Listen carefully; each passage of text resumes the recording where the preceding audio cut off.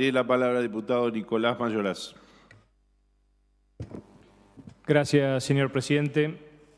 Ayer y hoy también hemos escuchado las voces que nos quieren convencer de que esto es una simple ejecución de sentencia y que como tal no estaría alcanzada por la norma de la Constitución provincial, el artículo 55, inciso 11, que también se mencionó, que establece específicamente dentro de las potestades de la legislatura el revisar o aprobar los convenios celebrados por la provincia, representada por el Ejecutivo, con la Nación. La verdad es que los argumentos que se vertieron ayer a mí no me convencieron en absoluto. Me quedé con la sensación de que estaban forzando la letra de la ley o la letra de la Constitución en un tema que primero es claro y que segundo, por una cuestión de prudencia, ameritaba un análisis más riguroso, porque no se trata, en definitiva, de cualquier convenio.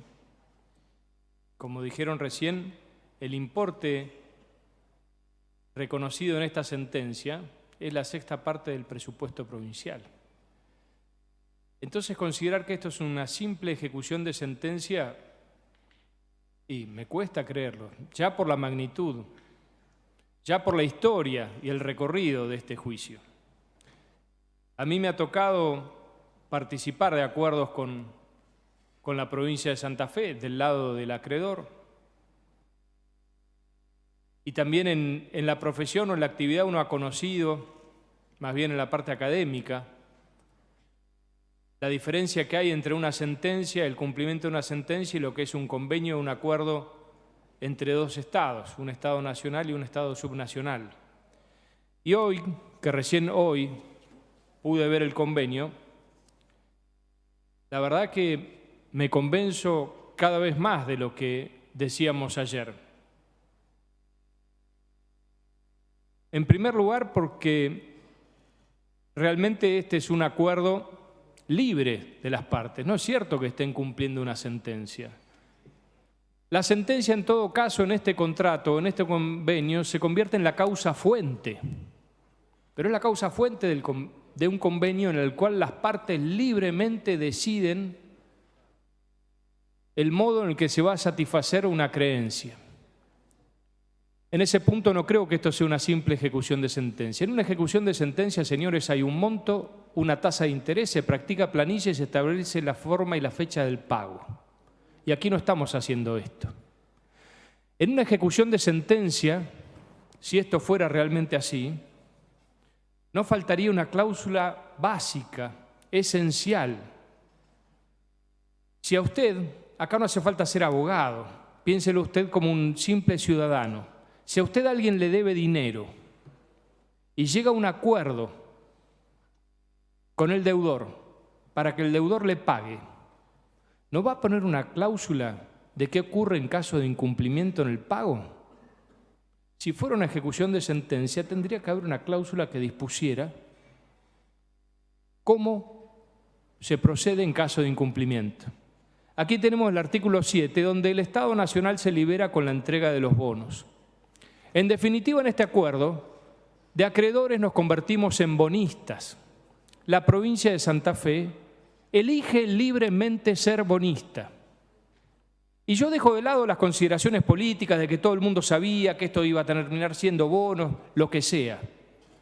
Pongamos que sí, pongamos que por el monto, que pongamos que por el carácter histórico que tiene esta deuda, siempre iba a convertirse en un pago en bonos. Pero, señores, en un acuerdo hay que revisar todos los términos. Y al ser un convenio, insisto, libremente aceptado entre las partes, porque la sentencia de la Corte no habla de un tipo de bono, de la aplicación del SER, del bono tal, de 10 años, del promedio a 5. Eso fue convenido libremente por las partes. Nadie obligó al Estado Nacional ni al Estado Provincial a aceptar eso. Eso fue convenido. Entonces aquí no es la consecuencia de la sentencia. La sentencia fija un parámetro, pero esa sentencia tiene un convenio posterior.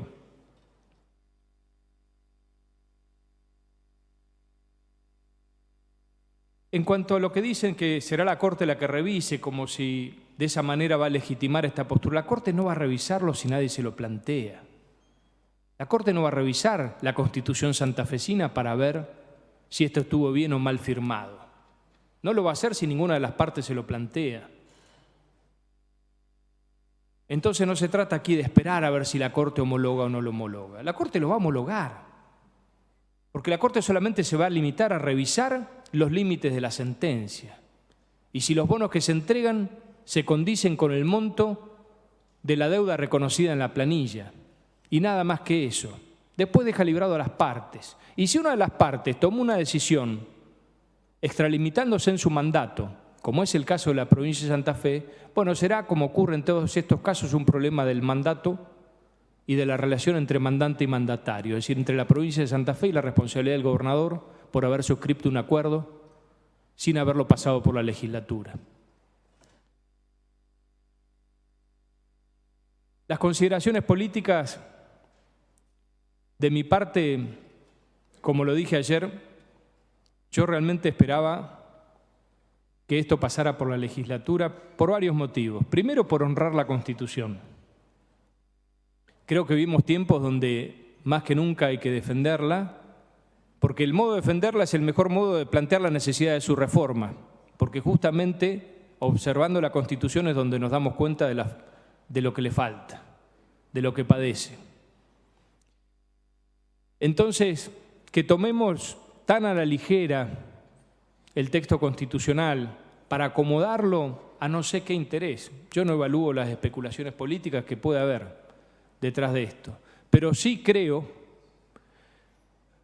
que aquí debía honrarse la historia de este reclamo. Reclamo que inicia, como dijeron bien, el exgobernador Obeid. Reclamo que continúa el exgobernador Wiener cuando terminado el trámite administrativo, esencial e indispensable, se promueve la demanda judicial. Reclamo que continúan luego todos los otros gobiernos que le siguieron. Eso mostraba para mí, que fui testigo de afuera, porque no participaba políticamente en ninguna fuerza, pero que lo veía realmente con orgullo. Santa Fe está defendiendo sus intereses y lo está haciendo bien.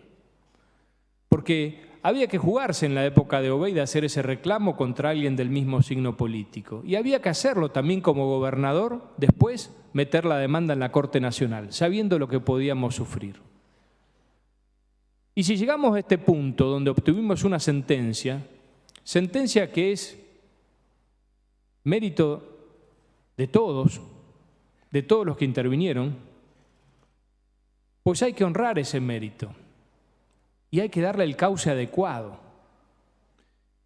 Y el cauce adecuado ameritaba y amerita un tratamiento en la legislatura, porque no estamos viviendo en tiempos normales, donde cualquiera hoy por hoy puede pensar, como dijeron ayer, ¿qué pasa si hay un reperfilamiento?